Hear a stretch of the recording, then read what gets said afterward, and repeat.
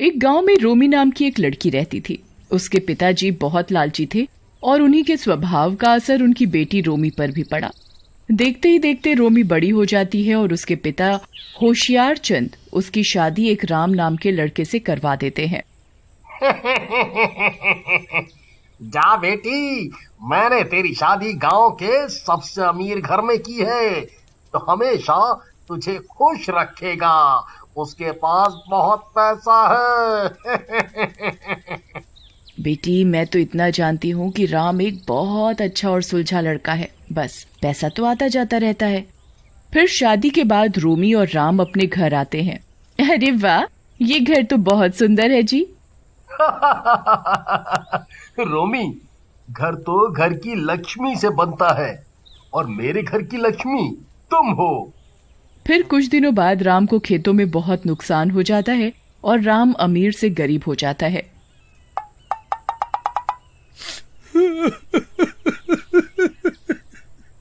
और वो दोनों एक किराए के छोटे से मकान में रहने लगते हैं।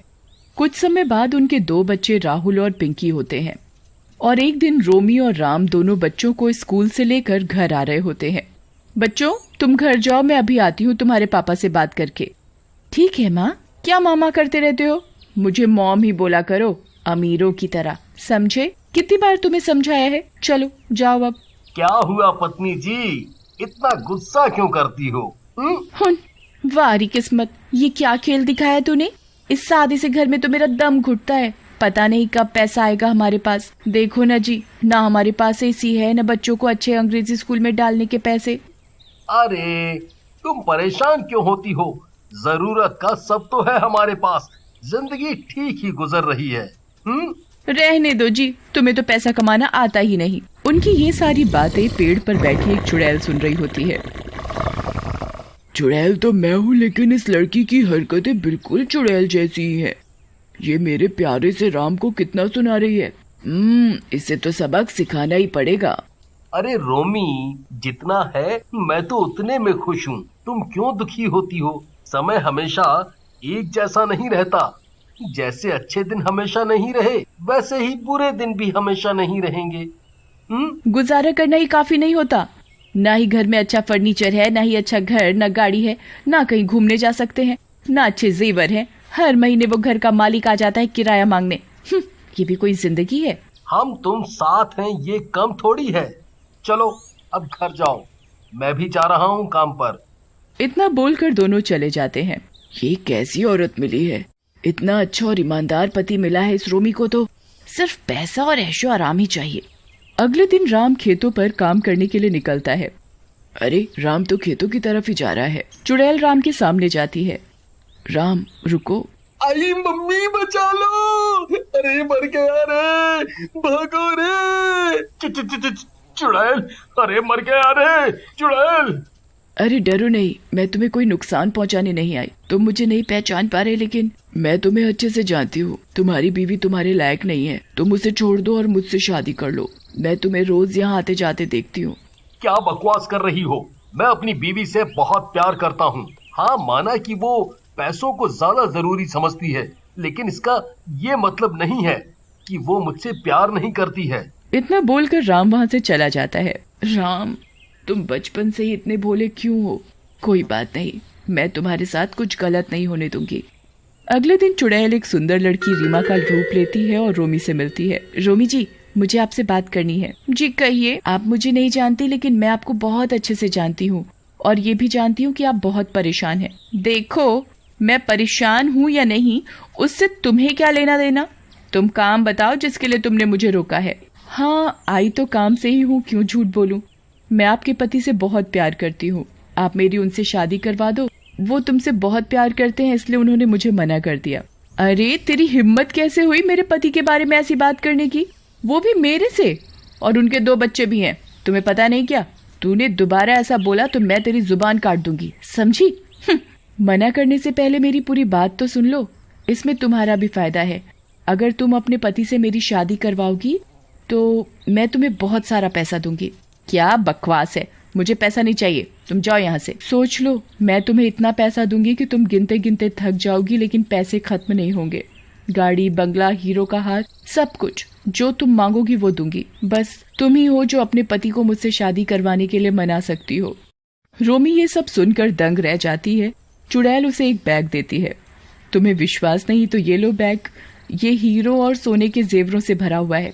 देख लो, तुम अपने बच्चों को और पति को एक अच्छी जिंदगी दे सकती हो। रोमी जैसे ही बैग को खोलती है उसकी आंखें फटी की फटी रह जाती हैं। वो बैग सच में हीरे और सोने के जेवरों से भरा होता है। दया रे दया, इतना सोना, हीरे तो मैंने अपनी जिंदगी में नहीं देखे। लेकिन ये नकली तो नहीं है। चुड़ैल उसे एक बैग और देती है। ठीक है, ये ले लो एक और बैग। रोमी उस बैग को भी ले लेती है और खोलती है तो वो पैसों से भरा होता है।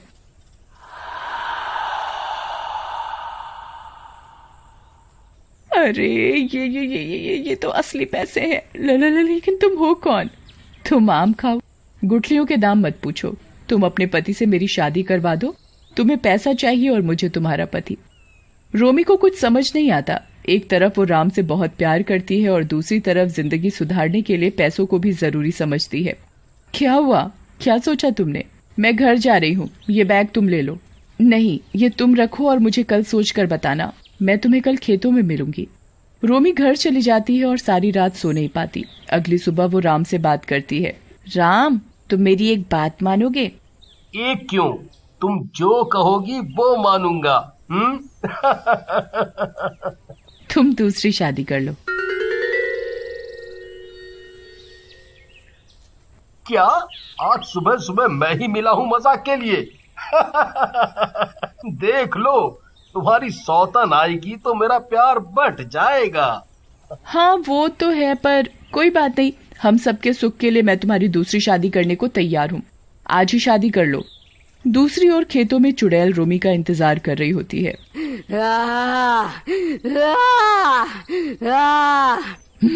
मुझे बहुत गुस्सा आ रहा है। पता नहीं ये रोमी कब आएगी।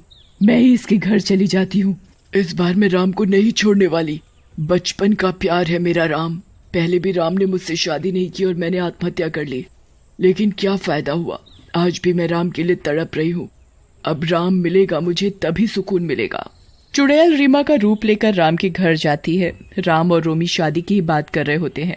अरे रीमा, तुम यहाँ? चलो अच्छा है तुम ही आ गई। देखो जी, ये है रीमा। बहुत अच्छी लड़की है और बहुत पैसे भी दे रही है। हमारा जीवन सुधर जाएगा। आप इससे शादी कर लो। अब समझा, तुम्हारा दिमाग खराब तो नहीं है। मैं कभी दूसरी शादी नहीं करूंगा। मेरे लिए परिवार जरूरी है, पैसा नहीं। मुझे अब तक लग रहा था कि तुम मजाक कर रही हो। नहीं, मैं मजाक नहीं कर रही जी। इतने में होशियार चंद और रोमी की माँ भी आ जाते हैं। अरे वाह, इतना पैसा लाई है तो दामाद जी शादी कर लो। दोनों बहनों की तरह रहेंगी साथ में। ये क्या कह रहे हैं जी आप? पैसा सब नहीं होता। सबके मना करने पर भी रोमी जिद पर अड़ी रहती है और जहर पीने लगती है। देखो जी, अगर आपने इससे अभी शादी नहीं की तो मैं ये जहर पी जाऊंगी। अरे रोमी नहीं, ये क्या कह रही हो? तुम बहुत पछताओगी मेरी दूसरी शादी करवा के। अरे लड़की, तूने मेरी बीवी को ये क्या लालच दे दिया है? तुझे कल मना किया था ना शादी के लिए, फिर क्यों आ गई यहाँ?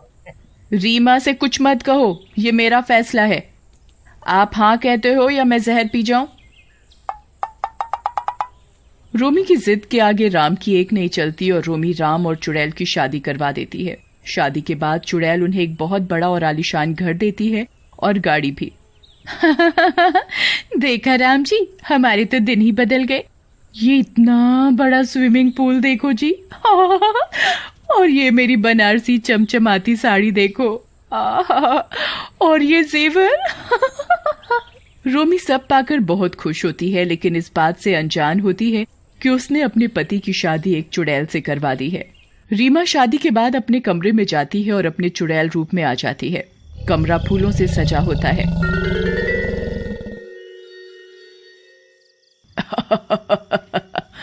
मैंने जो चाहा वो मुझे आज मिल ही गया।